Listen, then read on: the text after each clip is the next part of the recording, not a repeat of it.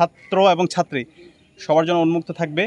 এবং আজকে আমাদের অনেক শিক্ষার্থীরা এসেছে, আমরা আশা করব প্রতিদিন এটা বাড়তে থাকবে। আজকে আমরা এখানে যারা এসেছি এখান থেকে যেন না কমে, এটা বাড়তে থাকবে। এবং আমরা শারীরিকভাবে এবং মানসিকভাবে ফিট থাকার মাধ্যমে আমরা নিজেদেরকে আগামীর জন্য প্রস্তুত করব। এবং আমরা দেখতে পাচ্ছি বর্তমানে যুব সমাজের বিভিন্নভাবে তাদের রোগ ব্যাধি বৃদ্ধি পাচ্ছে।